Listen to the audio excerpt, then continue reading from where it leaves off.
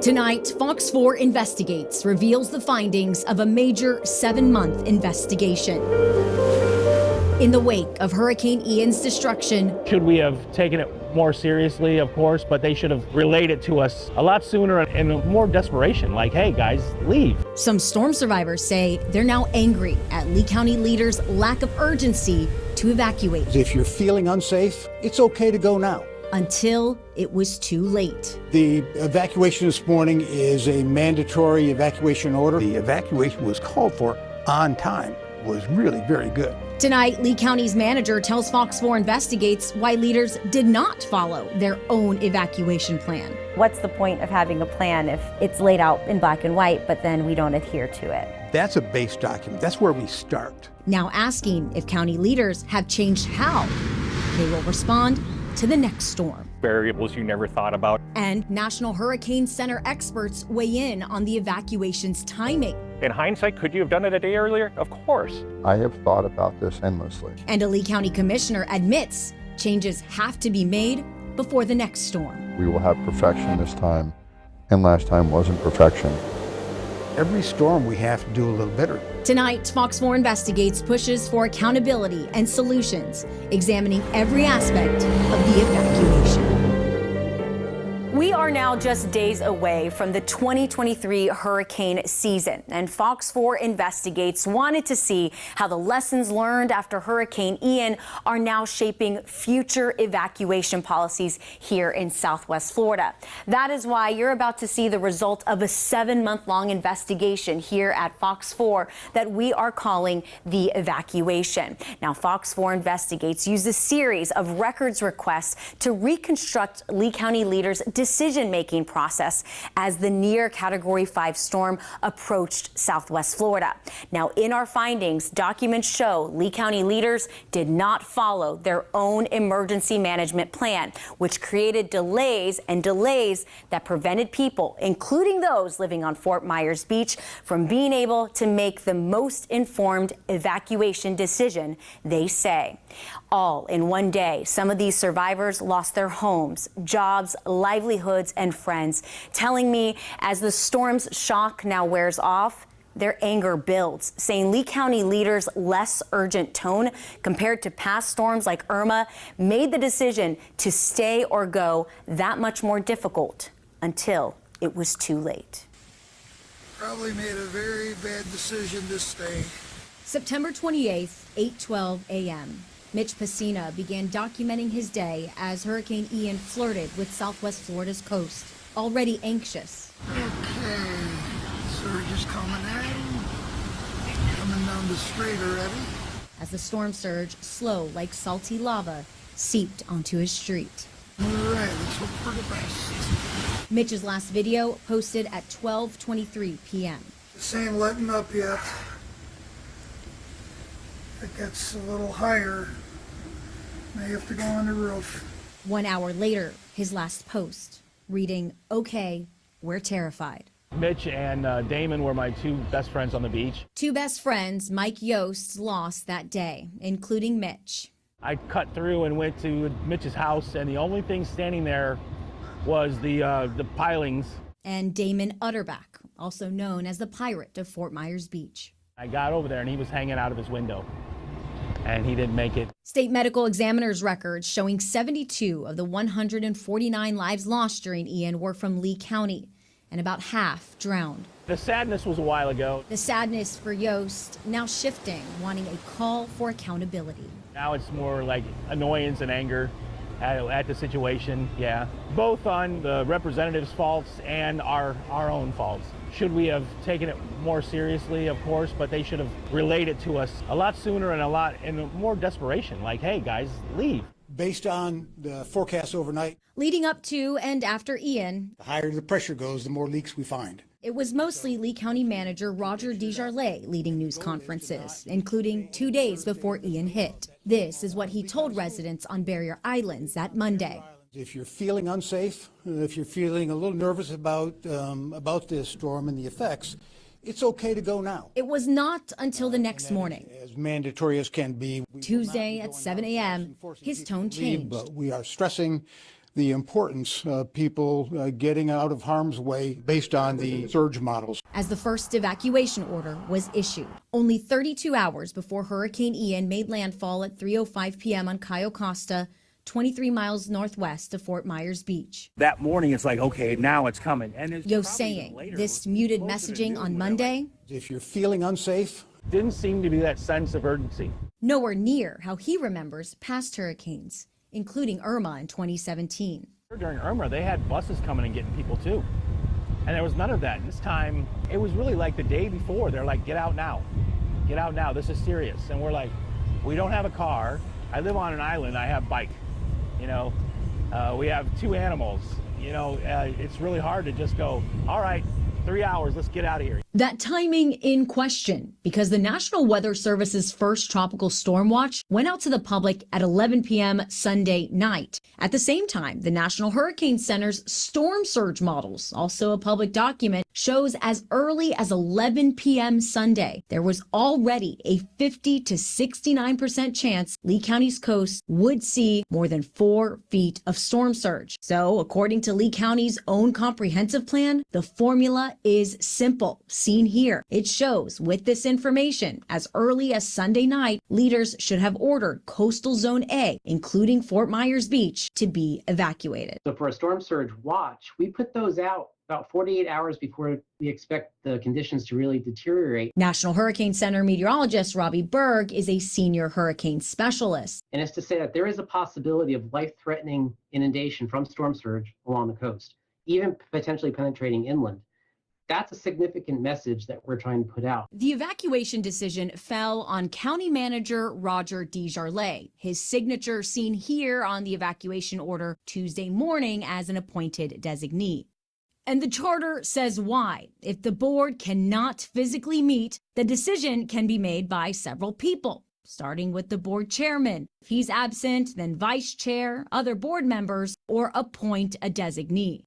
Board Chairman Cecil Pendergrass was already booked on a Friday night flight to Germany for a tourism conference to monitor Tropical Storm Ian. That's the same day Governor Ron DeSantis announced a state of emergency that Friday, September 23rd. Commissioner Pendergrass, in a statement telling Fox 4, quote, he was in constant communications with staff via phone call, email, and Zoom. He went on to say, while under the state of local emergency, the county manager is the acting authority on emergency decisions.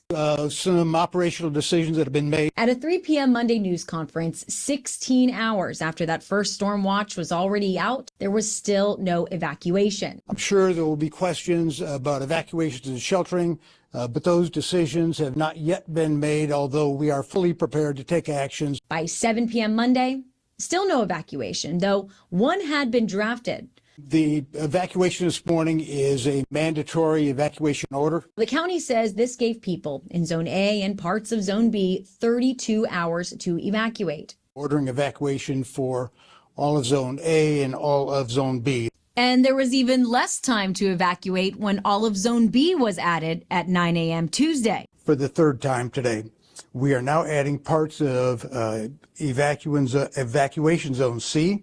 And by the time all of the evacuation orders were in place, at 2 o'clock Tuesday afternoon, there was only 9 hours left before Southwest Florida felt the first tropical storm force winds reaching 40 miles per hour by 11 p.m. Tuesday night. And it was 8 a.m. Wednesday when Ian was at its strongest, measuring as a Category 5 in the Gulf. Never seen a river on our street.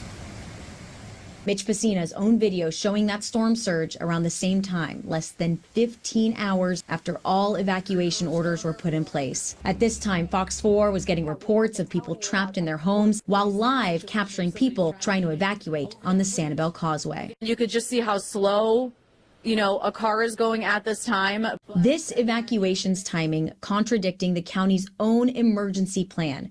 That cites a 2010 study saying Lee County needs more than 20 hours to safely evacuate Zone A, B, and C. And by the time the 32-hour mark was reached between when the county issued the first evacuation order, Mandatory evacuation order, to when Ian's eye made landfall, it was 3 p.m. Wednesday. Half of the hurricane was already on shore. we desperately wish that there had been no fatalities.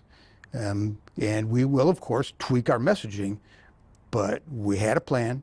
We had a plan for multiple scenarios, and the plan worked. County Manager Roger Desjardins told me he still stands by every evacuation call. Will be Zone A. I'm comfortable with the decisions that were made and the timing. Despite these decisions did not follow the county's own plan. You said that it wasn't like a simple science, but I have a copy of your comprehensive plan here.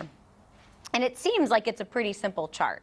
It says once we get the storm surge at 40%, 4 feet or higher, we call Zone A. By Sunday night at 11, we had more than 40%. So what's the point of having a plan if it's laid out in black and white, but then we don't adhere to it? All of those studies that you see and charts that you see calling for evacuation times, that's a place to start. That's not the final decision point. To try and explain the complexities in a plan would be an enormous document.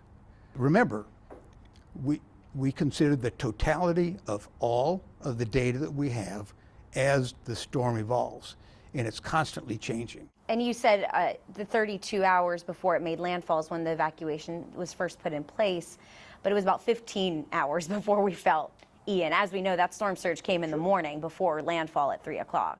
You know, the message was still correct, and the time was still correct. In the days after the storm, both county leaders, the cone 72 hours before the storm, we still were not in the cone. Lee County wasn't. and even Governor Ron DeSantis have been unwavering in using the storm's shifting cone to defend the decision's timing. 48 hours they were on the periphery, so you got to make the decisions the best you can. But both National Weather Service and National Hurricane Center experts warn we should not rely on the cone alone. The cone is just where the center of the storm might move. It says nothing about the winds of the storm. It says nothing about the storm surge. National Weather Service warning coordination meteorologist Daniel Noah going one step further in evaluating Lee County's evacuation. In hindsight, could you have done it a day earlier? Of course. We did that up in Tampa. I know that's what those experts have said, but they weren't here. And it's, you know, they have a job to do, and they are admittedly very conservative. On the other hand, you know, our job is to make the best decisions possible for the people in Lee County, people who live here and our visitors. And we made the right decision. The evacuation was called for on time. The timing was really very good. I have thought about this endlessly. Commissioner Kevin Ruane also spoke to me about the evacuation after a Resilient Lee Task Force meeting. It's going to take some time. Where county leaders are not only looking forward to long-term rebuilding, but looking back at lessons learned after Ian, which Ruane says includes making sure there is more effective communication with the school district and sheriff's office leaders to make sure shelters are ready the moment an evacuation is called. And now I have a timeline associated with what time do I need to have the shelter ready. And what I've learned is I need 12 solid hours at the very least, depending on the number of people I prepare for. So I need a day. Ruane says his goal as task force leader is to be better this hurricane season. I'm very comfortable with the decision we made. We'll have perfection this time, and last time wasn't perfection. But I don't think it was nearly as bad as people said it was. Can we do it better? Of course. Anything top of mind that you're like, okay, we got to make it better this time around? We're always compelled to take a look at everything that happened, the entire timeline, all the decisions made, to work on getting better for the next time. Desjardins says the county is now drafting an after Ian action report, admitting they are working on their messaging and helping the public understand context. For example, if there's a prediction of another storm surge, there's lots of graphic material available today that wasn't available to really demonstrate locally what that looks like, and you know, we'll be using that. But back on Fort Myers Beach, It just didn't seem that urgent. for these survivors, they've heard this type of message before, even from county leaders since the days after Ian. They didn't leave. I respect their choices, but I'm sure a lot of them regret it now. Just the backlash of people saying, well, you're the idiot that stayed. Those lessons they feel you can't leave now. Just come, just hold on. Coming a little too late. Do you feel like if that urgency was there, more people would be alive? Yes. I don't think Mitch and Mary would have stayed if they had thought it was going to get up to their... Oh my God. It was almost like Wrong decision. kind of just left it up to us. It's okay to go now. Not, hey, this is some serious, you know what? Now hoping for solutions I don't recognize much. ahead of the next storm. Not just for the survivors who lost their homes and businesses on our coast, There's a pirate thing over here. but for the 149 lives lost during Ian, including Mike's friends, Mitch and Damon. Prayers sent for all lost souls. You will never be forgotten. That's true. Think about them every day. Now, despite Commissioner Wayne saying coordination between the county and the school district can be improved in the future, County Manager Desjardins disagrees. He says the school district worked closely with county leaders in the Emergency Operations Center during the storm to have shelters open when needed. Now, the Lee County School District spokesperson responded back with a statement saying the district was prepared to open shelters by Sunday, September 25th, but the district was told they were not needed on Monday. If you want to see the district's full statement and to see more of our documentation in this 7-month-long investigation, it continues when you click on this QR code. There you can also watch my extended interviews with these county leaders and hurricane survivors. That is live right now on fox4now.com. You just want to click on the investigations and the evacuation. For this Fox 4 investigation, I'm Nadine Yanis.